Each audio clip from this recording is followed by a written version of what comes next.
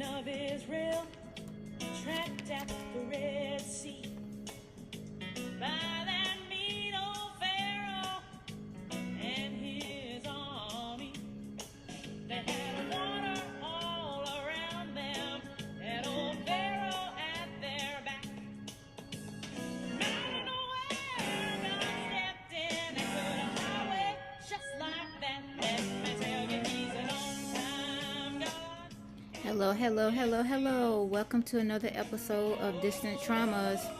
I'm your host, Lisa Styles. Thank you all for tuning in. I pray that everyone had a safe and blessed week.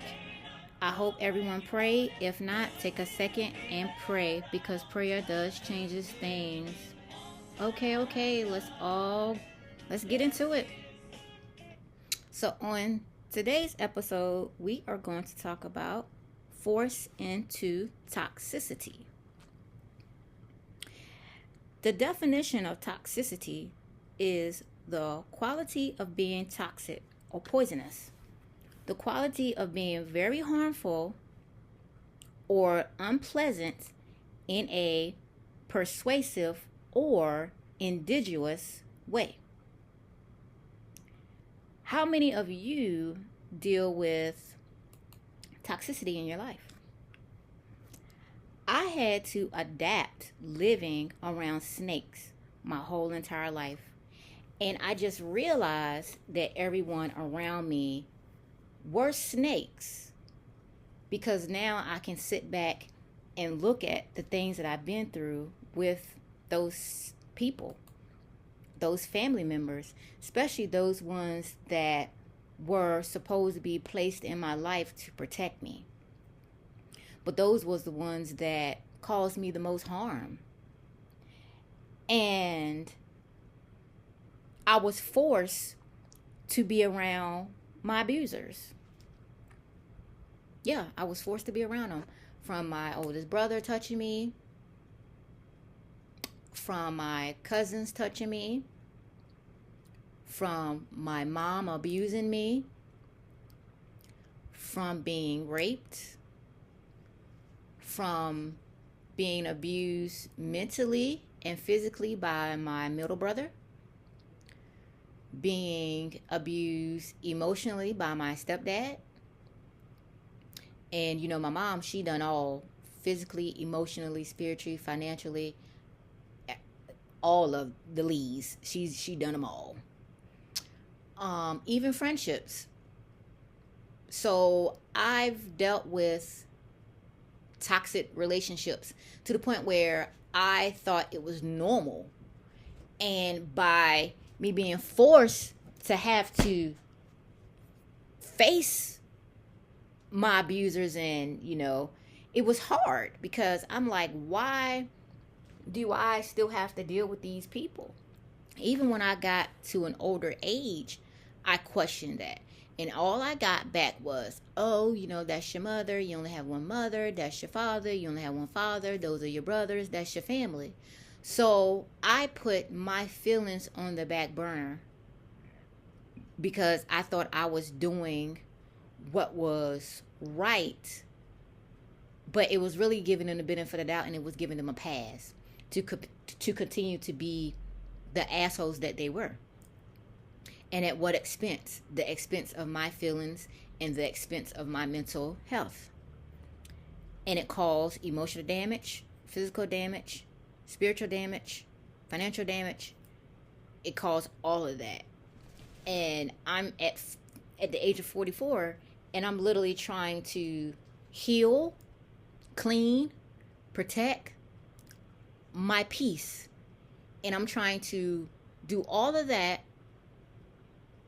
to clean up and heal what was done to me prior.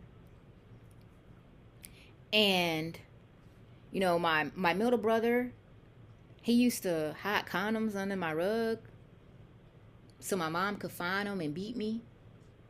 And I felt like, you know, why would you do that? Like, I'm your little sister. Like, why would you do that? And he would sit in his room, because he could see my room across from his room. Especially if the door is open, you could see everything in the room. And he would sit over in his room on his bed and laugh. at me getting beat. Now, I'm getting beat in the dark because if you listen to any of my other episodes, I talk about not having any lights in my room. He's sitting over in his room with his color TV with his lights on, bright like a diamond, and I'm sitting over in a dark room getting beat because you planted condoms under my rug. I only had one rug, and that was a rug that was, when you walk in my doorway, it was a pink rug that was sitting there. But I had hardwood floors in my room. My brother had carpet in his room. I had brown hardwood floors. I don't know if anyone knows those old brown hardwood floors. They're very cold.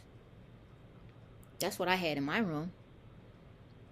And he would sit there and he would laugh. It was like he got his amusement out of me getting beat from something he did. And I didn't understand that. And then with the emotional damage with my stepdad, he never beat on us or nothing like that. But he was emotionally damaged because from Monday through Thursday, he had the worst attitude you can imagine. He was like a fire-breathing dragon.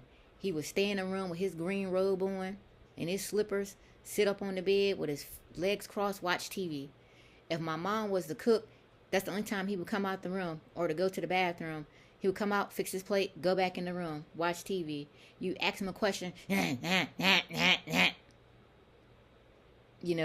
he would tell everything we did. He would go tell my mom, well, the kids are doing this. That girl is up on the phone at night. Da da da da da. And here she comes, huffing and puffing, ready to hit us. But from Friday to Sunday, he was the best stepdad ever. You could get money. You could drive the car. He would take you to go get something to eat. We would dance, act like we James Brown, have dance contests. He would act like he's James Brown. We would throw the robe on him. He'll snort his little coke. Him and my mom, you see a WWE fight between him and my mom. She'll steal his money out of his wallet. They get fussing, get tussling. And, we're seeing all this, dealing with all this. That's toxic. That's toxicity. That's the stuff that I grew up with. That's what I had to be around. And like I said, me as a child, I'm thinking that, a part of me was like, this ain't right. This ain't cool. But at the same time, it's the normal. That's what I've grew up around. Now that I'm older, man, that was horrible. Like that is really horrible for a child to even have to see the mom stealing money out of the stepdad's wallet. And you heard me when I said my stepdad would eat, my mom will cook. Say for instance, she make a big pan of spaghetti. In a black home, knowing when your mom makes spaghetti, that's what you're going to eat all week. Okay. My mom will cook for us to eat, right? But then she would get mad at us or my stepdad when we would get more than one serving. For one, back then she could cook. She had the best spaghetti. But, you made it for us to eat. Even if we had, we ate after she cooked, then we went back and maybe had another plate later on that night. She will get mad. She will fuss. But then you'll get mad if you go back in the refrigerator and you see that half of the spaghetti is still sitting in there. And, you'll get mad. Why y'all not eating the spaghetti? Motherfucker, you just got mad and you just knocked me upside my head with a rock because I got a second serving. Make it make sense. Toxic. And she think that shit was cool. But you just done Bobby Boucher me upside my head because I'm on my way back to the kitchen to get another bowl of spaghetti with cheese. So, you want me to eat it or you don't want me to eat it? Which one is it? I'm confused.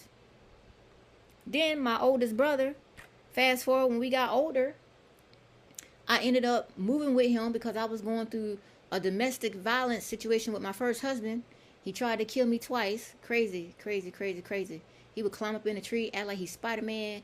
This dude was insane. I moved with my brother thinking that I'm getting away and I'm going to a safe place. He ended up putting me out, treating me bad. He went around town spreading lies, said I had AIDS, but at the same time, you're eating behind me. I had left some Chinese food in his refrigerator. That's when I ate cat and dog from the Chinese people. You know, if you ate Chinese food, you ate a cat or dog or squirrel. Human knuckles. We don't know we eating from the Chinese people, rats. And he ate it. So if I had AIDS, why would you eat behind me? Even though it may be a possibility you may not catch it from that, but still, I wouldn't want to eat behind somebody that had AIDS. Not saying that people that had AIDS, oh my God, they're disgusting. But I'm just saying, it's the mental aspect of it. Like, why would you want to do that? That's only if, also, if you was in a relationship with somebody, you'll take the proper procedures that you need to do so you wouldn't get it. So don't take what I'm saying in the wrong content, because I know people like to switch up people's words and all that bullshit. But I know what I said and I know what I mean. But why would you want to eat behind me if you going around telling everybody that I got AIDS and I'm so nasty, I'm so disgusting? Huh? Wouldn't you throw that in the trash? But once again, I was told, oh, that's just your brother. You know, he's a little throwed off. You know, he'll be all right. He didn't mean it. What? You even called my job, left a voicemail on my phone, told me the dude I was talking to was sleeping with the girl across the street. At that time, I had a real bad attitude. Like, I fought at the drop of a dime. Like, all you had to do was look at me and roll one of your eyes, and I was on that ass. Yeah. And he knew that I was a fighter. So he knew by leaving it on my voicemail, I was going to react. Man, I left my job, got in my Durango, rode all the way over there to Williamsburg, jumped out, banged on these people's trailer, told him and the girl to come out the trailer, because I was going to mollywop both of them at the same time. He outside across the street, standing back on the car, looking and laughing. Yeah. He was trying to get me to self-destruct. Now, what if they came outside and I put my hands on them, or I ran my truck through the trailer? Because, yeah, I was on that type time back then. I was a type of person that would dress in all black and sit at your house like a ninja. That's the type of time that I was on. And, you know, why would you do that to me? Why would you want me to self-destruct? Toxicity. My cousins touched on me when I was little. Got a cousin now sitting in prison that I helped for over 20 years, and that topic is actually going to be the next episode. It's a part 2 to that, because I'm going to read some of the letters that he sent me. He wants to be in a whole relationship with me. Toxic. And he was one of the people that knew his younger brother used to touch on me and the things that I used to go through in the greenhouse, aka the witchcraft house, because he went through some of the same experiences as I did, because his mama used to dibble and dabble in the witchcraft along with my mom. But instead, here you are, 30 years later, you're a bigger scumbag and a bigger creep than you were back then. Toxic. Then this motherfucker had the nerve to tell me, oh, I done told you that I'm sorry. Give me a second chance.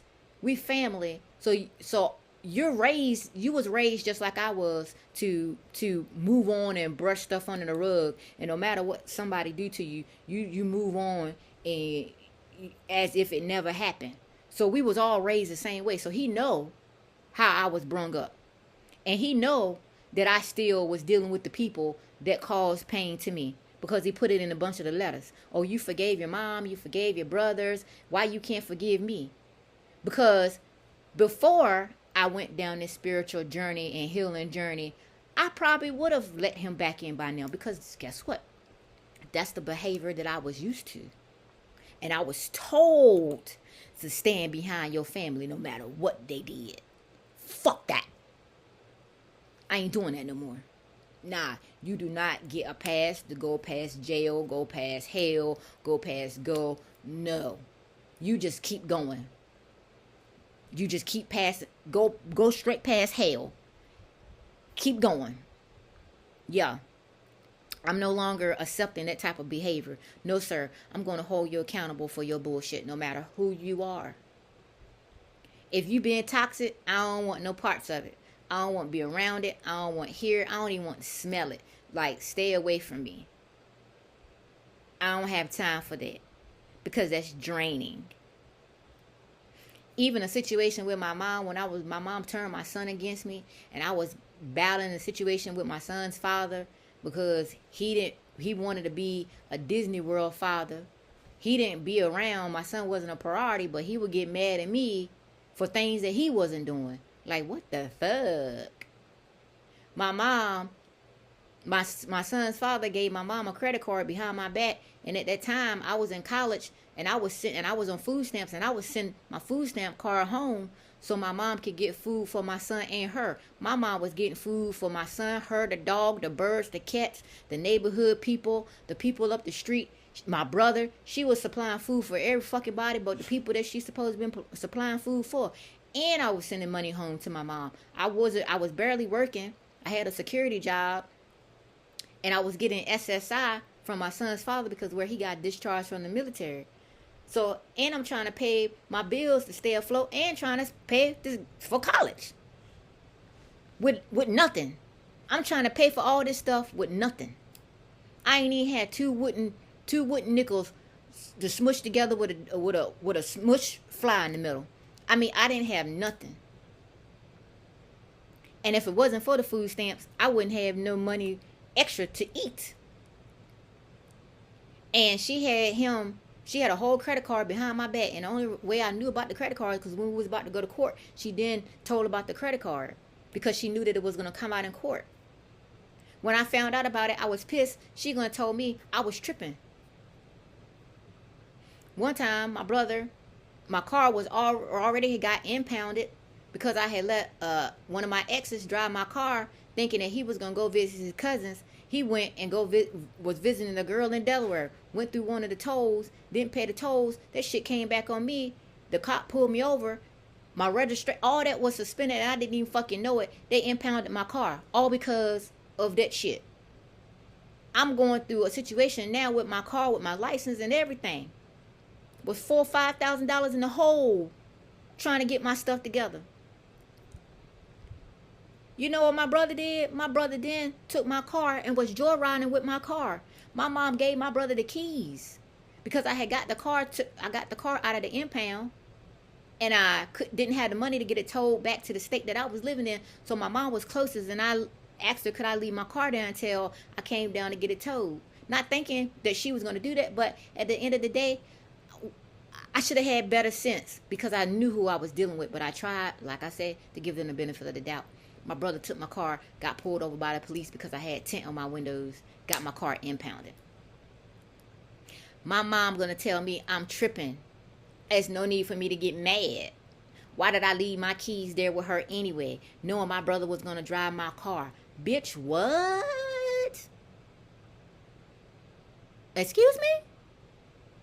Huh? Did I hear you correctly? And this is the same brother that I let come to my house when I was living in Petersburg. Him and his baby mama and the baby, because their lights got cut off because I guess they was doing some work in the neighborhood with the electric, and I let them come stay at my house. He stole a bunch of my DVDs. At that time I used to collect DVDs. A lot of y'all young people, if you listening to the podcast, is DVDs. We used to have a DVD player, that was the next best thing after VCRs. I still have a VCR and a DVD player. Don't judge me, judge your grandma. And I used to collect CDs, and I still have all those CDs and my DVDs. I mean, not CDs, the DVDs and my VHS tapes. Yes, I still have them. Old school style. But anyway, he had stole some of my DVDs, and when I got home, you just have that feeling when something is missing and something is out of place. And I went to his baby mama. I said, hey, did such and such take something out of my house? And she bust out laughing. She was like, yeah, he did. She said, how you know? I said, I just had that feeling. Do you know I had to go back to their house and re-steal my DVDs, and my mom told me that I didn't have no business going in my brother's house stealing? What? Are you for real right now? Toxic. Toxic, toxic, toxic. That's literally the stuff I had to deal with. One time my mom had an air conditioner, one of those big industry air conditioners, and it stopped working. She was throwing it away. My boyfriend that I was with at the time, he was like, I may know how to fix it. So she ended up giving it to us. So he ended up finding out what the problem was, and it was like maybe like a $6 or $8 piece that had to be put in it. We go to the store, we get it, got it working. Air conditioner blowing like it was brand new. She comes over, saw that the air conditioner was working, wanted it back. She talking about, oh, give me my air conditioner back now that it's working. If you don't give me my air conditioner back, I'm gonna take you to court. You know what I did? I pulled that window up and pushed that shit right out the window. There you go. Now go get it fixed. Get your air conditioner up out my yard before I call the cops and tell them that you trespassing and you bringing trash in my yard. Do you know this heifer went to the court to try to take me to court for a fucking air conditioner, yo? Yes, she did. Toxic. In the same place that I'm talking about where I was living at, when I first moved in there, I put all the money that I had in getting the trailer ready for us to move in. And my son wanted red walls at the time because he was a fan of Spider-Man. And his whole room was Spider-Man and his bathroom was Spider-Man. And he wanted red walls. So I gave my son what he wanted. I painted the wall. Everybody was in there painting the walls red, right? My period had came on unexpectedly. So it was a store at the street. And I asked my mom, I said, hey, can I have a couple of bucks to go to the store? My period just came on and I don't have no pads or nothing here or tampons. She gonna told me she didn't have extra money. I said, okay. So I went in the bathroom, got toilet paper, and made my own little thing. And I had to do that until next week when I got my check to go to the store. But I think I had got some money from my dad to go get me some product. Do you know, less than 5 minutes after I asked my mom for the money for the tampons, this heifer gonna go to that same store, pass by that same store, and she went to the neighborhood shortstop, got some chicken. She actually got an 8-piece with 4 rolls, a 2-liter soda, and brought my brother 2 packs of cigarettes. And you mean to tell me then, in 2012, you couldn't give me $3 because that's how much tampons and stuff was back then to get me a box of tampons? She told me I was tripping. Huh? Toxic. That's toxic. No matter how you look at it, that's toxic. And that came from my mama. That's how my mama do me. That's how my mama always done me. That's unacceptable. But you're willing to buy my brother cigarettes. You buying him something that can kill him. That's harmful for him. She brought him 2 Newports. Do the math. Go back 2012 and see how much a pack of Newports cost. They was high as hell. Cigarettes now, I know they cost as much as a spaceship now, but cigarettes is high. 2 packs. The green and white box. Bam, bam. You hit them at the bottom. Yeah, the green and white box. 2 packs of Newports. You could have brought him 1 pack of Newports and brought me some tampons.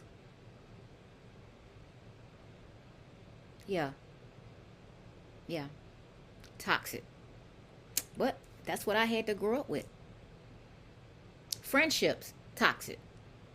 You know, and the worst friendships is having those friendships when they're envious of you, they're jealous of you, and they have beef with you in silence. That's the worst toxic friendship to ever have. When you find out a friend that you really called a friend has a secret beef with you. And then they get mad when you figure them out. And now you're pulling back because you now see what they're doing. Now they're mad at you. Huh? Say what? Say how? That don't make sense. But let them tell it does. So, my question that I asked in the beginning. Do you know or are you in any toxic relationship? With anyone? How much toxicity do you let slide? Just to be a part of something. I've let a lot of toxic stuff slide just to be a part of something. And I'd rather be a part of nothing than to deal with that type of behavior from people just to be a part of something. I think not. And you shouldn't either. So sit back and evaluate your situations with people that you have in your life if you're dealing with any of this or something similar. And figure out what you need to do to be better. Because that's not the way. That's not the way. I'm telling you, it's not the way. Toxicity is just draining their energy and the life out of you. And I say no more. No more. No more. No more. But it's all in if you want change or not. It's all in the type of life you choose to have. That's what it boils down to. It's all in what you're willing to accept now. And I can't do that anymore. It's too draining. It is too draining. So again, ask yourself, are you willing to put up with that? I say no. I say no. But that's all I have for this episode. Nice, short, and sweet. On the next episode, we are going to be talking about I said I was going to talk about my cousin. I know I'm flipping these papers, excuse me. I may talk about my cousin, I don't know. Or I may talk about changed behavior. It depends on how I'm feeling. But after each episode, I always end in a email. I always end leaving my email, and I end in a scripture. If you want to just leave a positive message, just say, hey, you want to leave your story, or you just want to vent. That email is distanttraumas@gmail.com. Again, that's distanttraumas@gmail.com. And today's scripture is Deuteronomy 31:8. The Lord himself goes before you and will be with you. He will never leave you nor forsake you. Do not be afraid and do not be discouraged. As I said in the beginning, if you have not said a prayer today, take a minute to say a prayer, because prayer does changes things and it's brighter on the other side. But until then, be safe and be blessed. Bye.